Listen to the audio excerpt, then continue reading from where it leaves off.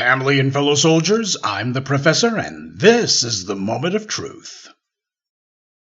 Typically, I'd be doing the Friday Crime Report. But I couldn't, because I had to speak on this. Though what's going on here certainly is a crime.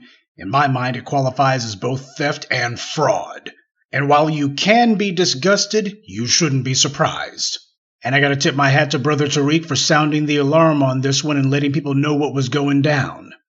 San Francisco is mulling over a proposal from the city's appointed African American Reparations Advisory Committee that would give every eligible black resident $5 million. Let's go ahead and put aside that San Francisco's done everything it could to ethnically cleanse black people from the city and just look at the proposal itself. Right now, it's just a proposal, but it's been submitted to the city. Of course, there's heated opposition to it, hasn't been enacted, people don't know anything about it, but they already oppose it. And do you know one of the groups opposing it? Well, of course, what you would say is certainly no black person would oppose it, but there are some who do, and I ain't talking about just Larry Elder. The NAACP's San Francisco branch opposes cash reparations. Now, let's be honest, the national misleadership of the NAACP doesn't object to this either.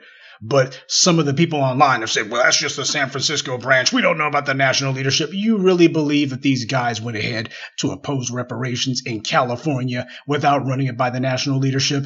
Their job is to be the San Francisco outpost of the NAACP. So yeah, you better believe this reflects the national leadership.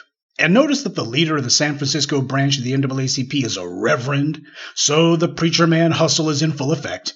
Send in some pork chop preacher, some pulpit prostitute who's whored himself to a political party so that he can be their mouthpiece, their crash dummy, their sock puppet against us. And of course, when they get out there, what's the first thing they say? We oppose cash reparations. Just out of curiosity, do you think that Reverend Amos Brown accepts a health care proposal or labor on an infrastructure project as a tithe when he passes around the plate on Sundays? So what is the NAACP San Francisco branch's brilliant substitute for cash reparations then?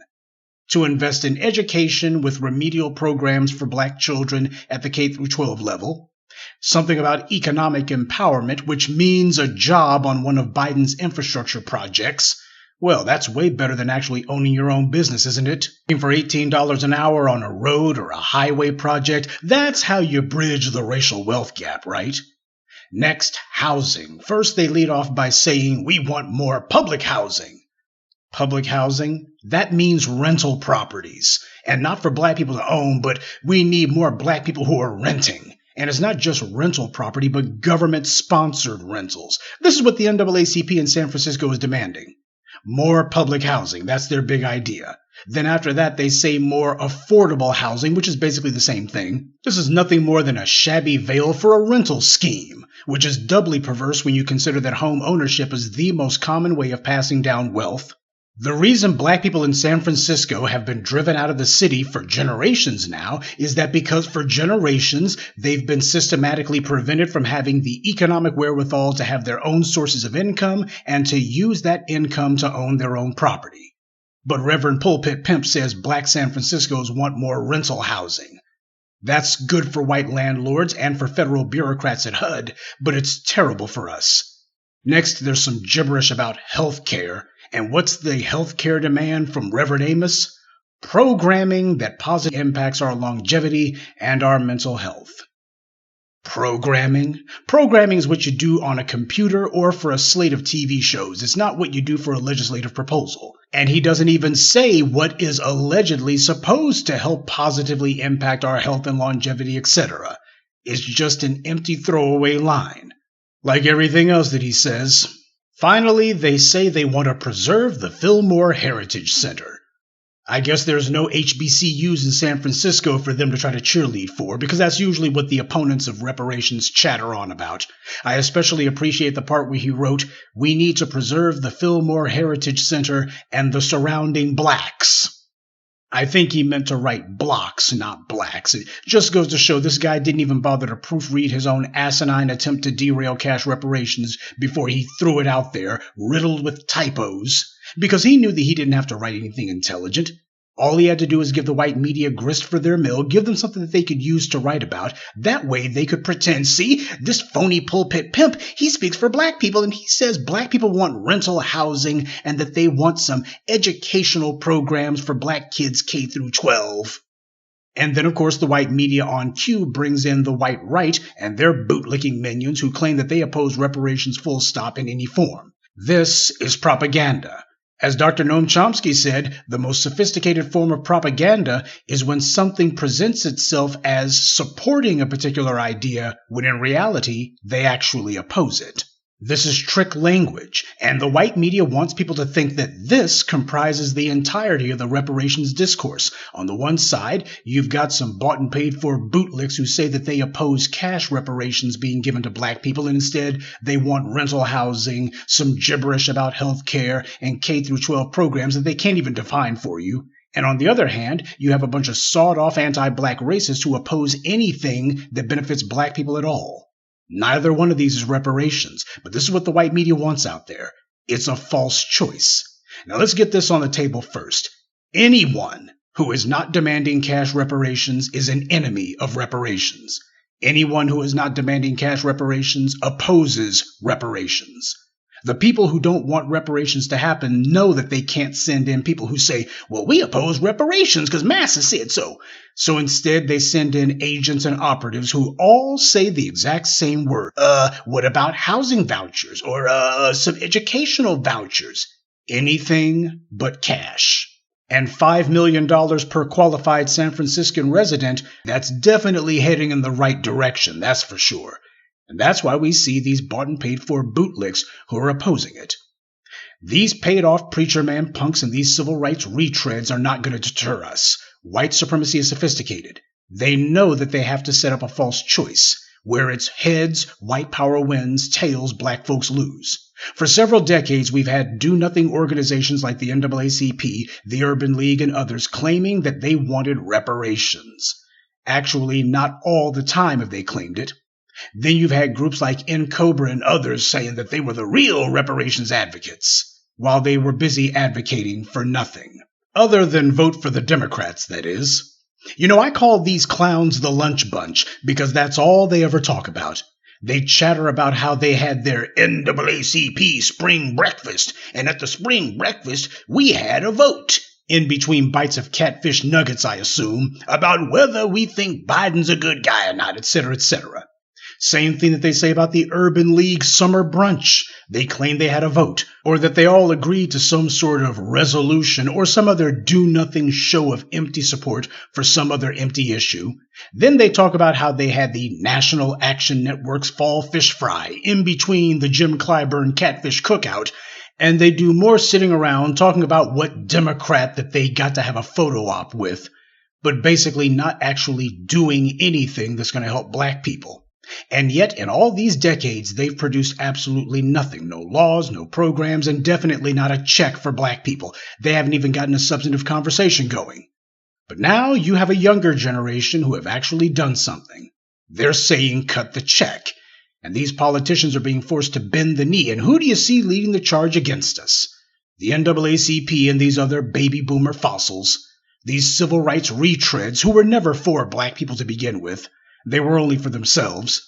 Now, once the San Francisco NAACP's opposition to cash reparations was known, people got on their butts about it. And in a pathetic cover-your-behind move, Reverend Amos Brown decided to put out a CYA statement saying that we need to clarify what we said a couple of days ago. And now all of a sudden he's pretending to sing a different tune, saying they support cash reparations, but in installments. And, well, the problem was people didn't understand that the supervisors of San Francisco City, they don't actually support cash reparations. They're not in favor of it.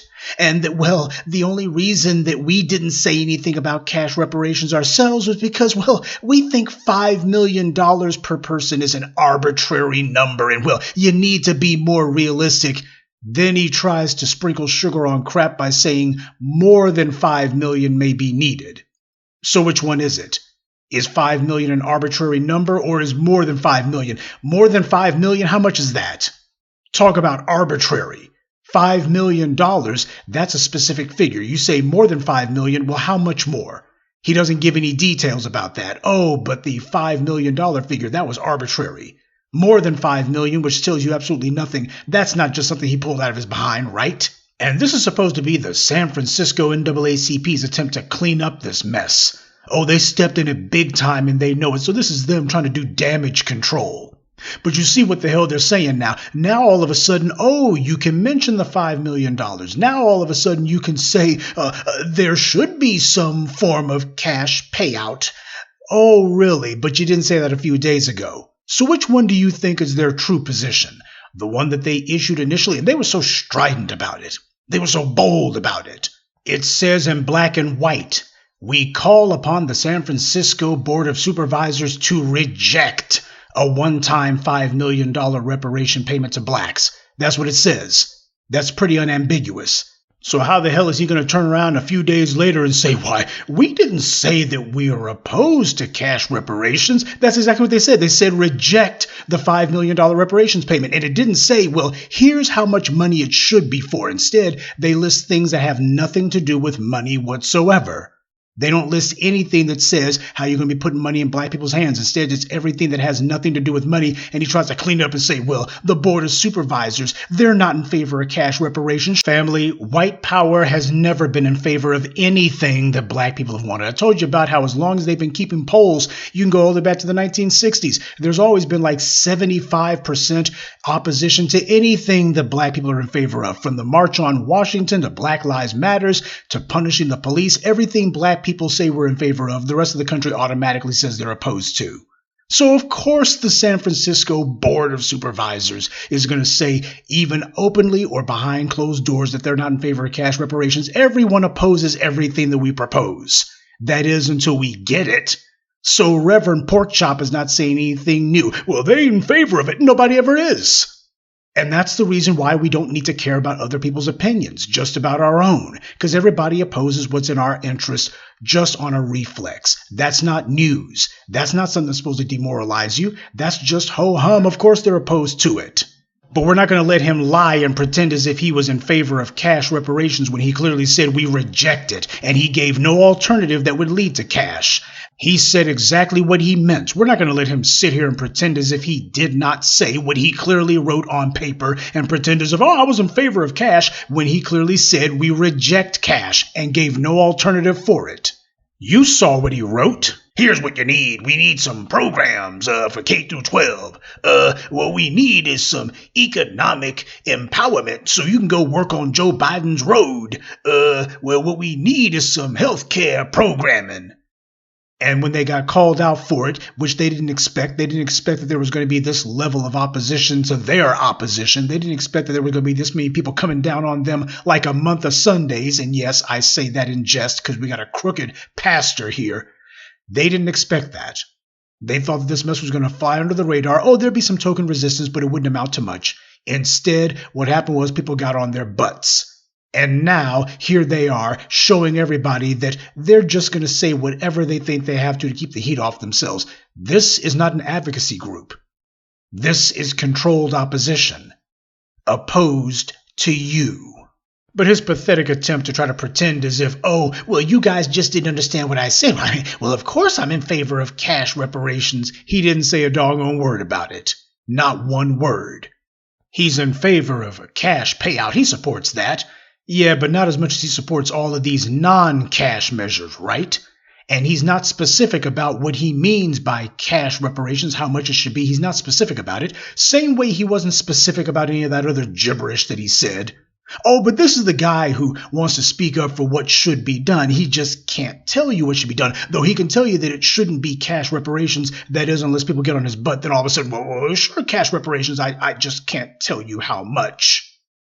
Yeah, he wants to shoot down what everybody else is saying. Meanwhile, he himself is saying exactly nothing.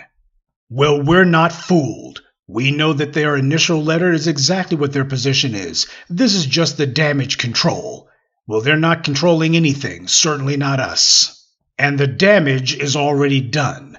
These guys have exposed themselves. We now know where they stand. See, that's the great thing about reparations as an issue.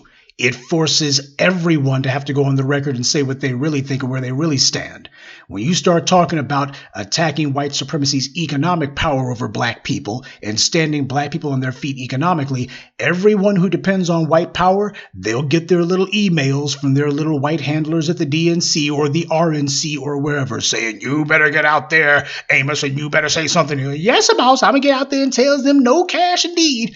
That's what's going to happen. It's truth serum. People throw around the term disruptor all the time. Well, as an issue, reparations is the ultimate racial disruptor because it shakes the status quo to its very foundations. It destabilizes the status quo. And now we see exactly who's rushing to try to preserve and protect that status quo.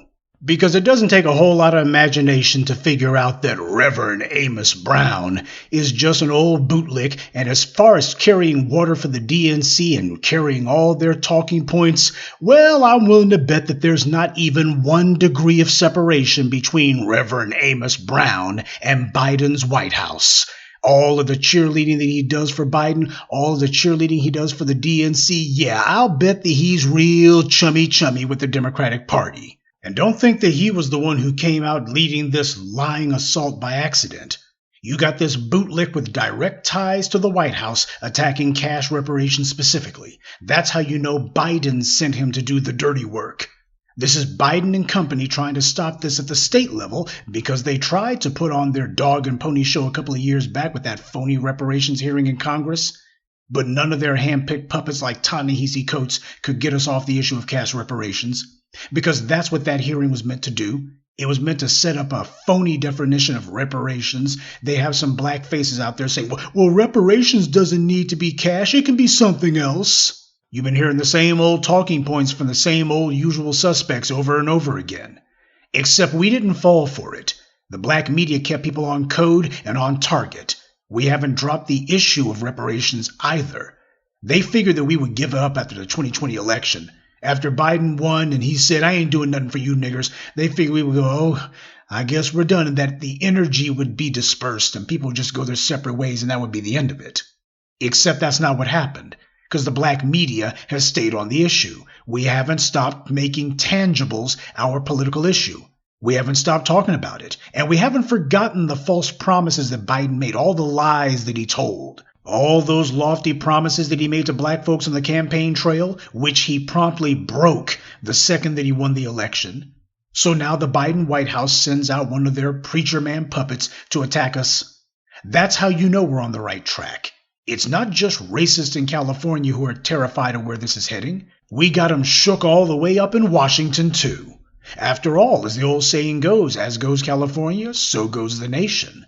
This is their attempt to derail us before this can go any further. And it goes to show the black grassroots are setting the agenda, not the civil rights retreads. Only thing they're doing is showing us all whose side they've always been on. By the way, you don't see in Cobra or any of these other old reparations groups who are taking this pork chop preacher to task, do you? You don't see them saying or doing anything. Where are your alleged reparations advocacy groups at now? The ones who claim that they were reparations advocates, where are they at now? Shouldn't they be the ones calling this preacher out? Shouldn't they be the ones saying, no, cash reparations is the only form of payment we're going to accept? Shouldn't they be saying that? But they're not, because they've been the ones echoing the same line as this Amos character. They're all in the same boat working for the same master. Only the black media has spoken up for your interests, and we've spoken loud enough to be heard and have an impact on the discourse. You need to understand that about these so-called civil rights groups and the people who pretend to lead them. Look at their so-called leadership, and what do you see? You see failed politicians, wannabe lobbyists, people who desperately wish they could get hired as a political consultant, and a bunch of professional white power butt kissers. These people happily have lunch with our enemies on the left and even on the right. People from law enforcement, they just glad hand with them. Oh, I'm friends with the sheriff and I know the police chiefs, etc. They cheerfully laugh and yuck it up with the Joe Bidens, completely ignoring his record of legislative persecution of black people. They tell us to vote for Kamala Harris, and when we list our grievances with that heifer, they tell us that doesn't matter, vote for her anyway.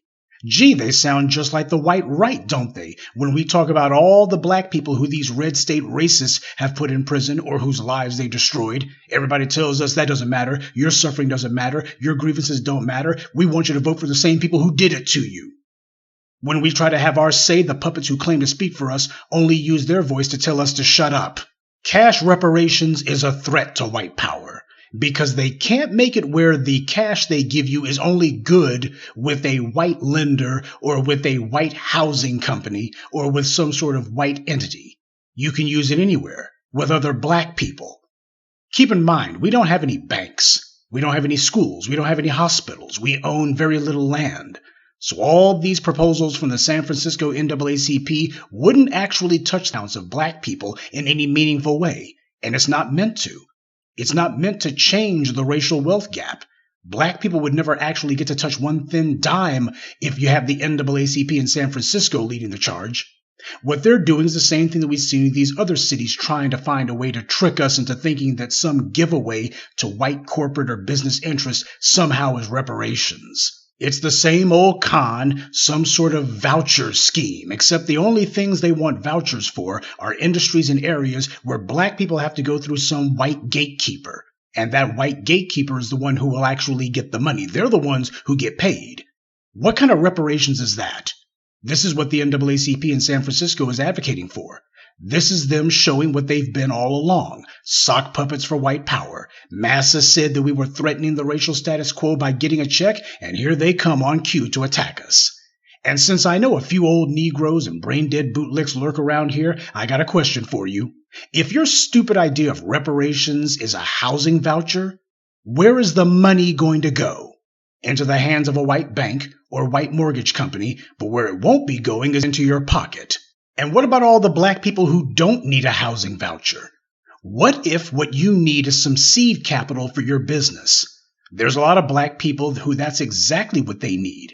But neither a housing voucher nor a tuition voucher is going to help them. A K-12 program for their child, that's not going to help them in that ambition. Gee, wouldn't it be great if there was some form of reparations that you could use for whatever you wanted? A form of reparations that could be used by any black person for any purpose, where they get to choose what to do with it. Well, there is. It's called cash reparations. Because cash can be used for anything. Look at the NAACP's phony, insincere list of ideas. There's absolutely nothing on there that cash reparations do and wouldn't be able to do better. We don't need money that goes to roads and bridges. We need black people who control the roads and bridges. You don't get that from working on the railroad. For the people who think that they're slick by saying, but we need land as reparations or something, there's absolutely nothing that you can name that cash cannot get for you. If you think land is reparations, good. Take your $5 million check and go buy some land, genius. You say that housing is reparations, good. Then take your cash reparations and go buy a house or build one. And this way you won't have to be giving the money to a white bank. You think education is reparations? Good. Go take your cash reparations and get your kid a tutor, go buy a tuition, or better yet, go start a school of your own. As for health care, Obamacare is the law of the land already, but if you prefer something else, then take your cash reparations and buy the health care plan of your choice. Though with cash reparations, you could start a health clinic, one that black people own. See, real reparations means choice. That's what empowerment is all about. Instead, white power is pushing a con game, and we've seen them trying it in cities across America. They concocted a phony definition of reparations that only means a voucher. And it's a voucher that can only be used with a white corporation or some white business. You're a fool if you can't see the scam. They're writing a check to themselves and then claiming that this benefits black people, somehow, though they can't tell you how. And then when our condition hasn't changed one iota, they'll turn around with all that money in their pockets and claim, well, we did reparations just like you asked, and it didn't change anything for you. But hey, far as we're concerned, we paid our debt to you niggers. Far as we're concerned, reparations is now behind us. So whatever happens is obviously your fault. That's what they're setting up. We've been telling you this for years. This is what the con game would be. See, we in the black media have told you for several years now that white power would try to redefine what reparations is. Same way we see the white right trying to redefine woke and critical race theory, and the definition of reparations is what they came up with that would be one of those kind of schemes. And we also told you that among the fiercest opposition to reparations, especially against the younger generation, would come from these old Negroes, because they're still trying to stay in masses' good graces. They got a slave mentality. White power tells them what to do, and they do it. When they see masses' interests being threatened, they go on high alert. Who do you think gives money to these civil rights fossils, by the way? The same people who trot them out here and say, now here's what we want you to say about reparations. Cash reparations is a bad idea. Cash reparations, that's not really reparations. Real reparations would be a voucher that you can bring to my bank. As they see it, these Negroes, these old civil rights Negroes, especially the NAACP, they see themselves as being the upper crust of black society. That's like bragging about being at the front of the slave ship. They bump elbows with white Congress people occasionally, the ones who'll put up with them.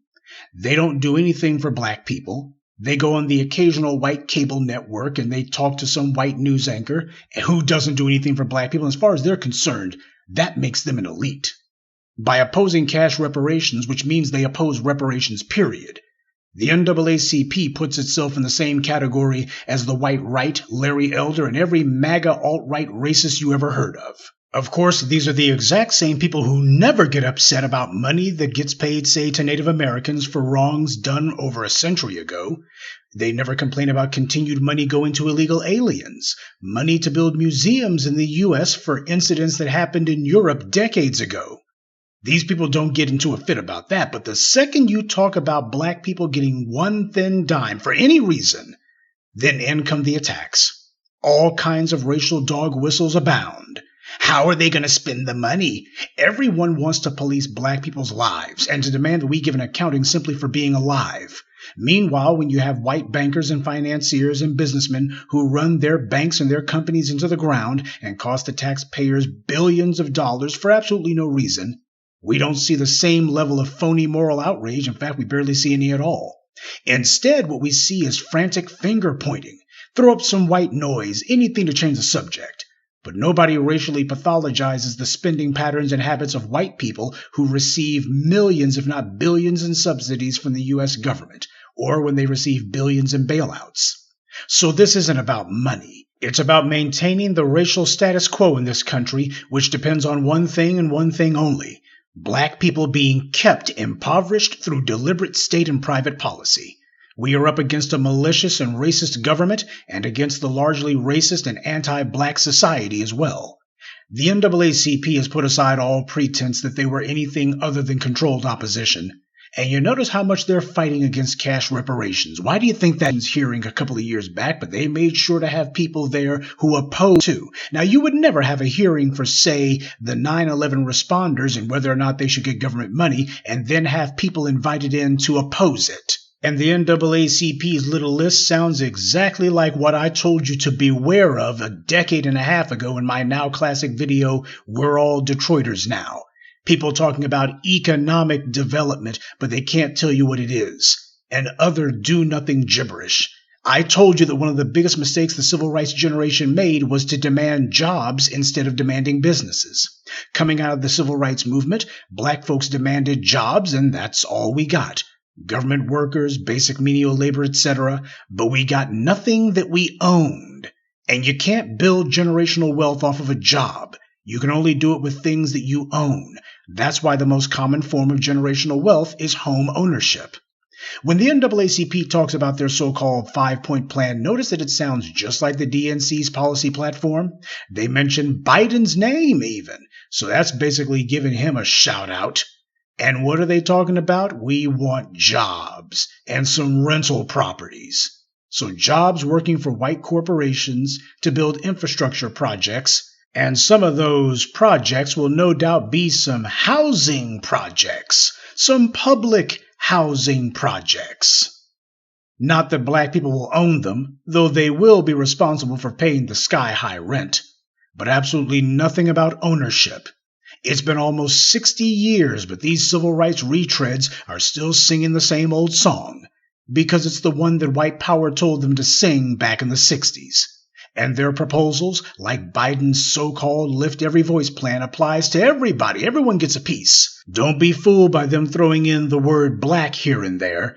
This is just like everything else the Democrats have proposed. They always do that little word game with you where they say, oh, this is a project here, and black people will be able to be involved. Why? There's an infrastructure project, and there'll be some black people who will get to work on this road or get to work on this bridge. And well, healthcare, there'll be some black folks who'll get some benefit from it.